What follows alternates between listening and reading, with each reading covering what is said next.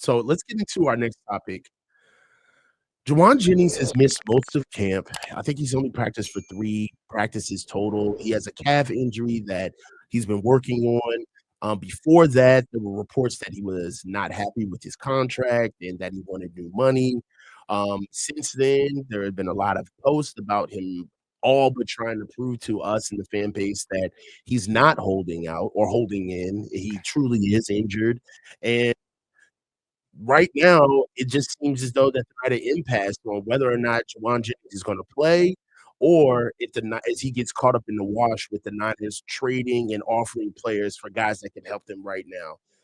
I asked you this question, Grant, with the back and forth that's happening with Jauan Jennings throughout the whole offseason and where we stand right now with trying to get players that can help us immediately, and with Jauan Jennings being a free agent this season, is trading Jauan Jennings inevitable? The Jauan Jennings topic is so tricky because he has a calf injury and we don't know anything about it. If it's a real calf injury, then he's not getting an extension and he's not getting either of the things he wanted. He's going to get a lot of time with the trainer. I don't really know what to say. I mean, if it's real, he's screwed. If it's not real, then let's assume it's not real, although I think it is. If it's not real, then they could trade him, I suppose, for a pick next year. But I doesn't it kind of feel like they don't want to give Jauan Jennings what he wants, that they've capitulated to 8 players in a row and they know it. And they're trying to be tougher this year. And they're using Jauan as sort of they're making an example out of Jauan. Like, you made an ultimatum. Everyone on the team and everyone in the media, watch what happens to Jauan. Watch him get nothing. Not a raise, not an extension, not a trade. And if he's not out there week 1, so freaking be it. We'll win or we'll lose, and we'll say we're taking lumps, but he won't win. He's not winning this game of chicken. I think that's kind of what this is. It's the first game of chicken the Niners are intent on winning. And it's unfair, too, because they have a lot of leverage. He doesn't have a lot of cachet. He's already hurt. He was a third option at best when he was healthy. The most he could have done was hold out last year. That was his year to do it. If he would have did it last year, he would have had the Niners by the pants. Brandon Ayuk was holding out. Christian McCaffrey wasn't in the building. We were trying to see what was going to happen with Trent. And the Niners needed consistency in a bad way. He shouldn't have signed that extension if he was going to do it. That's what kind of makes him look like a dishonest broker, because you signed a deal. So it's like, what and happened? It was a mistake. It was a 2-year extension. It wasn't that much of a raise. If he had not signed that and just bet on himself in a contract year, he would have been an unrestricted free agent this offseason, and he would have been one of the top free agents available, and he would have got the bag. So you made a bad decision, and the Niners benefited, and they could do right by you, but they don't want to, and I wouldn't really want to either. I'm sorry. At some point, you got to start making smart business decisions, not like family decisions. It's not a family.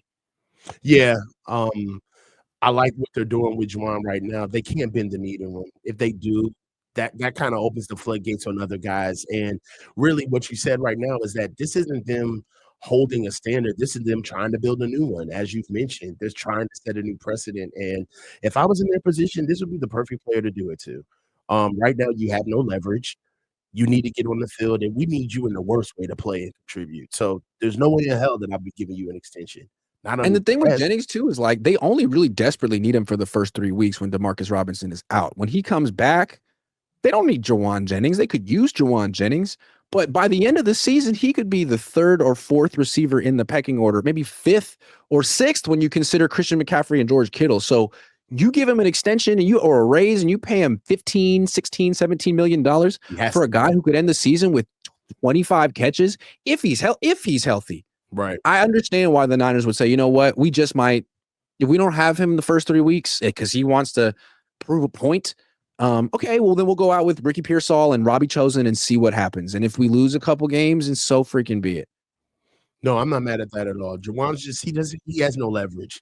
And at this stage of the game, he's hurting the team rather than helping him. I mean, he's doing that for himself. He's not helping himself at all. Right now, as soon as he gets healthy, the best thing that he needs to do is he needs to try to get on the field as fast as possible because he's auditioning. He's a free agent. He's about to hit the free market. So I mean, He every time a wide receiver gets hurt and the Niners don't extend him or give him a raise and they trade for Sky Moore, isn't that them saying, like, it doesn't matter how quote unquote desperate we are, we're not going to give in to you? No. I think, No. honestly, it's the BA contract that kinda set it off. Even as much as I like to dunk on Debo and go hard about, like, his time here, the Debo contract wasn't even that bad, honestly. Like, he kicked up some dust, but they paid him exactly what he was supposed to get paid during that time, and he put out a good season. That BA contract, I I don't know this for sure, but you get the feeling that there were a lot of people that were pissed off that they had to sign that deal, that they signed BA.